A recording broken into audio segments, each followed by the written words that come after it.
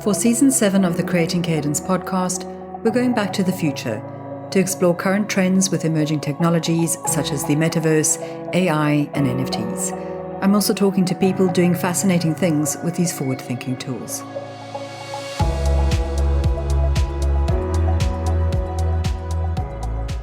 Hi, and welcome to Creating Cadence, a podcast for life and work in motion. I'm your host, Mich Bondesio, a writer, speaker, coach, and consultant. It's my aim to help high achievers stuck on the treadmill of hustle culture to transform how they work and how they approach business, so that they can activate more of their potential and perform better in every part of their life, at a cadence that is more suitable to them, despite this fast-paced world that we live in. This is episode 36 and the first episode of Season 7, recorded in September 2022. So if you've been wondering why the podcast and I have been a bit scarce for a while, it's because we've been on a 6-week summer sabbatical.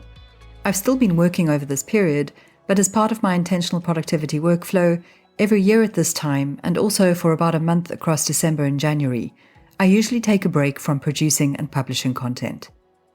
It's good to be back though, especially as I'm recording this intro episode from southwest France, where I'm currently digital nomading for part of September.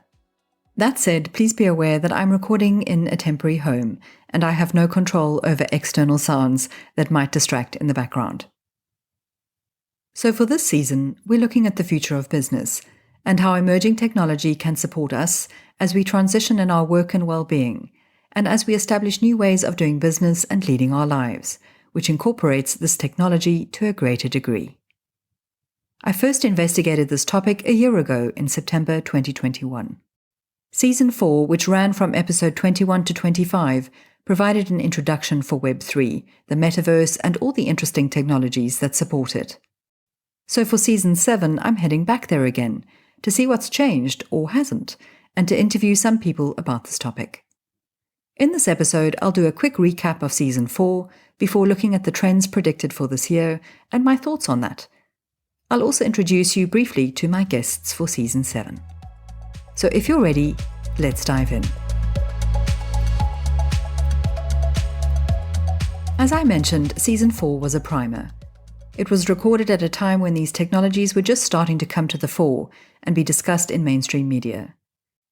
There was a crazy hype around crappy JPEGs commanding millions, and this new concept called the metaverse had just come on the scene. If the following topics are totally new to you, I recommend going back to listen to that season, but here's a quick rundown of what was covered. In episode 21, I set the scene for this new frontier and touched on cryptocurrency, NFTs, creator coins, and blockchain technology. In episode 22, I discussed the metaverse and Web 3.0, and in episode 23, I covered AI, AR, and VR. For episode 24, I looked specifically at well-being and considered what might help or hinder us as we engage with these new technologies. And episode 25 concluded the season with a focus on the creative, productive, and business aspects of using these converging technologies, including some of the opportunities that they might provide. I ended off Season 4 by speculating that this new technology was going to have far-reaching impacts, and that it would affect every single aspect of our lives and every single sector of our business. It is becoming embedded in our reality more and more every day, and irrespective of our age, we're going to have to adapt and adjust and learn how to work with it. Now, I want to preface everything I say in this season's episodes with 2 important points. First, some of what I suggest here is totally speculative. I'm not a tech guru, and even the tech gurus out there don't know 100% for sure what's going to happen. But there are some strong indicators as to where things might be headed. I'm also not a financial advisor, so please do your own research before you make any decisions, especially ones that involve spending money or transferring currencies. And second, it's important to remember that although some of this technology has been around for a while, some of it hasn't been mainstream for very long at all, and some of how this tech is used hasn't been properly regulated or formalized yet. Although the lingo is becoming part of our lexicon, for the person on the street, much of this arena is still very new, and we're still really early in the game here. So what has happened in a year, and what are the trends that are being pushed in 2022? The biggest news of 2022 so far has been the crash of crypto, and the crypto and NFT scams that have been occurring with increasing frequency. Cybersecurity has been getting the big hairy eye, and in particular crypto security has been under the gun. Consumers are also demanding more privacy from providers across the board. So as annoying as it might be seeing GDPR notices pop up and track me all across the internet, why don't you cookie buttons coming up in our browsers all the time, the likelihood is that we will be seeing plenty more of this in the future. Either that or it will start being built into things as a default. Regarding the crypto doldrums, like any investment on the traditional stock market, the highs and lows of the crypto markets are bound to happen. And they're also informed by what's happening with the global financial situation, which, let's face it, is currently in the dwang. Ongoing supply chain issues, the climate crisis, cost of living meltdown, the Ukrainian war, Brexit, crappy leaders making bad decisions, and so on. All of these things play their role in creating the financial instability we're currently facing, both in the crypto markets and elsewhere. But we need to look beyond crypto and the general faddish state of things like NFTs and designer digital trainers to things like blockchains that support these currencies and purchases, because their use cases are far broader than just a new kind of money or value exchange.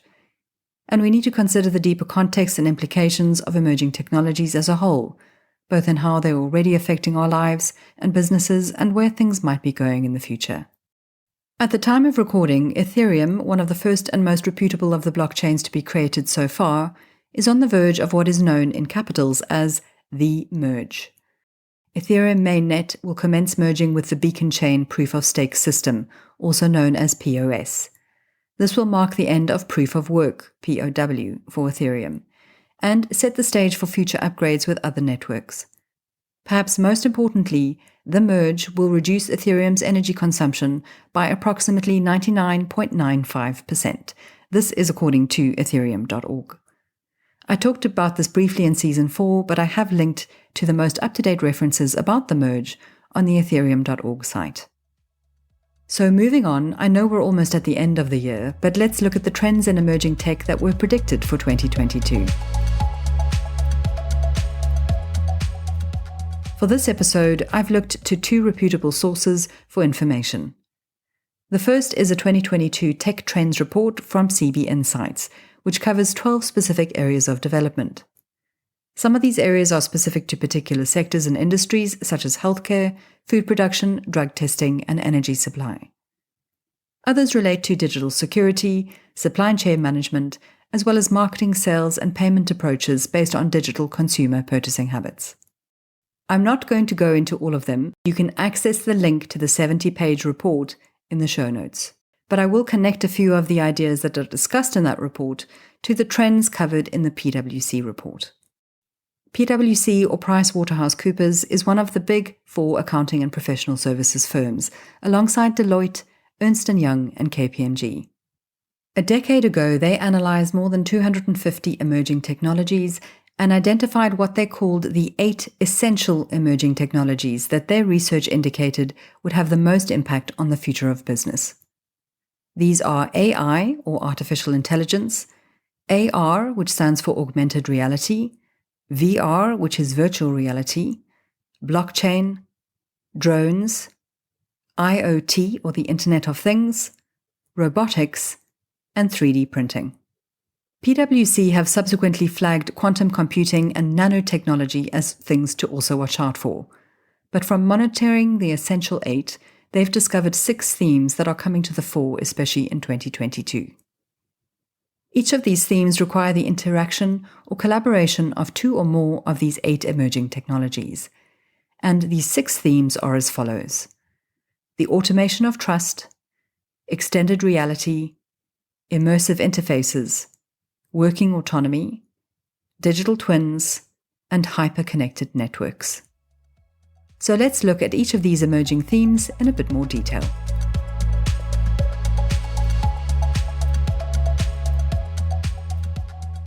Number 1, the automation of trust. I mentioned earlier about cybersecurity being a trend, and it ties in with the increasing needs to verify identities, authenticate data, manage supply, and ensure that we can conduct multi-party transactions across physical and virtual terrains without our digital money being stolen, our reputations being tarnished, and our data being compromised. Trust and security are essential for doing business in these digital spaces, and the automation associated with this will become more efficient and more effective as things progress. Number 2, extended reality. Also known as XR, extended reality is an umbrella term for immersive technologies which merge the physical and digital world. Those technologies currently include AR, VR, and mixed reality, which is a combination of both AR and VR. This term XR crops up in a few of my guest interviews this season too. XR is currently accessible via tools such as headsets and mobile devices. At the moment, it's most commonly seen in the spheres of entertainment, consumer purchasing, training simulations, and product development. And it has widespread applications for collaboration, upskilling, and concept testing. Already, using our phones, we have options like digitally testing out the look of new spectacles against a photo of ourselves. Or we can browse furnishings online and place a potential 3D version of a new sofa in our living room or a fridge in our kitchen to see how the style, color, and size fits with our existing setup. So it's going to be interesting to see where this goes. Number 3, immersive interfaces.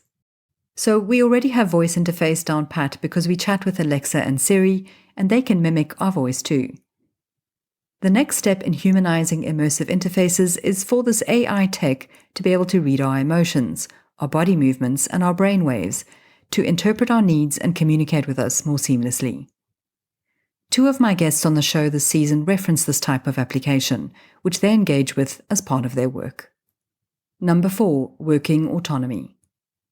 AI has been around for a long time, and it plays a role here in the evolution of more intelligent automations that can predict and act on our behalf.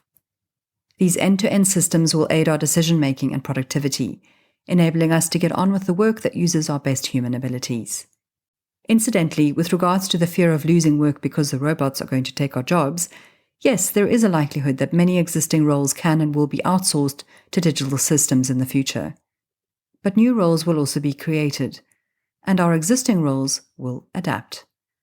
One of the most important skills that any knowledge worker can develop at the present time is learning how to leverage and collaborate with these emerging technologies. Because our human input, and by that I mean our creativity, empathy, decision-making, and ethical mindset, will still be required to guide our AI-driven counterparts. So knowing how to work alongside robots is going to be a key skill here. Number 5, digital twins. Also known as digital reflections, these are virtual simulations and replicas of interconnected physical processes and interactions. Being able to recreate our real world as 3D virtual objects means we can problem solve and test out solutions for big challenges, but in a safe space without the potential for more real-world fallout if something goes wrong in those simulations. For example, scientists at the World Economic Forum are recreating a digital twin of the Earth to test models and simulate potential solutions that can help address the climate crises. Another example of digital twins are the avatars that we create for ourselves online. Research via CB Insights indicates that more Gen Z consumers feel more like themselves online than they do offline. For those who may not be familiar with the term Gen Z or Zoomers, this is the next batch of consumers coming up the ranks after millennials. According to the Pew Research Center, Generation Z are people born between 1996 and 2012. They're also true digital natives who were born into a digital world with smartphones, fast internet, etc. Personally, I find the fact that the majority of Gen Z can't relate in their physical world very disturbing. I feel like they're missing out on so much. And most parents might do too if they're concerned about their children who may be wrapped up in these worlds where their online self is deemed more important and more real than their physical world and their physical self. This situation is not something that you or I might be able to personally change, but knowledge and vigilance can go a long way to keeping our kids safe and helping them to navigate the fine line between the physical and the digital with more self-awareness. The important thing to note in this context is that the avatar economy is becoming a fast-growing new consumer market. Direct-to-avatar, or D2A, is the next B2C. Mass fashion brands are going all in on creating things like NFTs, metaverses, and collaborating with other digital worlds to create digital storefronts within these worlds, where they can sell to the digital identities of their consumers. I'm just scratching the surface here. There's a lot more going on that's beyond my remit at this moment. So let's move on to the sixth theme covered by the PwC's report. Number 6 is hyperconnected networks. Hyperconnection is both about improving the connection between networks so that everywhere in the world is able to connect online and access digital knowledge, data, and information, and it's also about improving the speed of those connections. Ultra-fast network infrastructure is becoming a reality with the introduction of high-speed 5G and 6G, in turn improving connectivity and data collection, and optimizing supply chain logistics in more efficient, accessible, and scalable ways.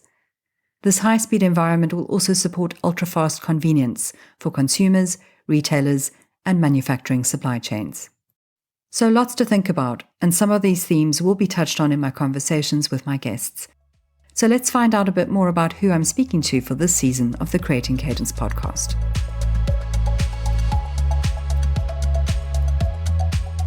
To make good decisions about our future health, productivity, creativity, and business, we need to be learning more about and understanding more about what we're dealing with. And we can all learn something valuable from how my guests for this season use or view these technologies, both in our current situation and in the future. They are creative thinkers and doers who fit one of 3 scenarios. First, they're either heavily involved in or invested in projects that already use this technology. Or second, they're interested in this technology from a personal and professional standpoint and are already implementing the tech or the principles behind the tech in some way in their lives or businesses. Or 3, they're just starting to take their first steps delving into what this kind of technology might mean for their lives and their businesses. I'm delighted to have the following people joining me this season. First up is Caitlin Krause, who is the Chief Wellbeing Officer for TRIP. TRIP, or TRIPP, is a company that creates products that focus on creating the mindful metaverse to support our well-being better. Caitlin is also the founder of MindWise Consultancy, and she has a multi-hyphenate career which includes, amongst other things, being a metaverse fluency advisor, a lecturer at Stanford, a published author, and so much more, which I'll share more about in that episode. Trip and Caitlin are both doing very exciting things in the metaverse field, and I think you'll enjoy the conversation as much as I did. My second interview is with the wonderful Jared Morris, who has been building online communities since 2008. Today, Jared is the Chief Community Officer for Movement Ventures, where he and his partners Brian Clark and Trudy Roth help freelancers and solopreneurs to build successful online businesses. Jared is also the founder and CEO of the Back Home Network, a sports and culture community serving fans and alumni of Indiana University. It includes The Assembly Call, a popular podcast show about Indiana University basketball. In my conversation with Jared, we talk about these emerging technologies in relation to community, amongst other interesting things. After Jared, you'll get to meet 2 of the co-founders of a company called Cyro. I chat to Matty Hall and James Ascroft, who together with William Sames founded Cyro during the pandemic. It's a creative agency and metaverse development company that helps brands to bridge the metaverse and leverage Web3 technology. Currently, their client focus is on luxury goods, fashion brands, collectibles, as well as antiquities, and the work they're doing is fascinating. I also chat with Robert Riggs, who is a Peabody Award-winning investigative reporter and the creator of the True Crime Reporter podcast. The podcast features real-life stories from Riggs's years of reporting inside the crime scene tape. As part of his job in a past life as a TV news reporter and news blogger, Robert was fully immersed in Web 2, and he shares his thoughts on where we're going. Last but most definitely not least, I get to chat with the lovely Joanna Penn of The Creative Penn, who is a best-selling author and podcaster who has written a multitude of successful business and fiction books. Joanna is experimenting with and leveraging a host of different types of emerging technology in her author business. As I'm in the midst of writing my first book as part of my own fledgling author career, I'm so excited that we get to talk about these things in more detail. I'm really grateful that my interviewees took the time to chat with me about these topics. I've learned so much, and I hope that you will too. Now that you have an idea of what's coming up in Season 7, do stay tuned for these episodes. And a few notes before we end off this first episode. In the spirit of embracing new technology, the bulk of these interviews and podcast episodes have been recorded and edited using tools such as Zencastr and Descript, both of which employ emerging technology as part of their functionality. Any resources referenced during the season can be found in the episode transcripts at creatingcadence.co, and if you're not already signed up to the fortnightly Cadence newsletter, you can do so at creatingcadence.co/subscribe. The newsletter is a free accompaniment to the podcast, but I also go deeper there and share other thoughts and resources related to podcast topics. And you're welcome to drop me a line with your questions or comments. Please write to hello@creatingcadence.co. So thanks for listening. Until next time, keep moving forwards with courage, curiosity, and cadence. Bye for now.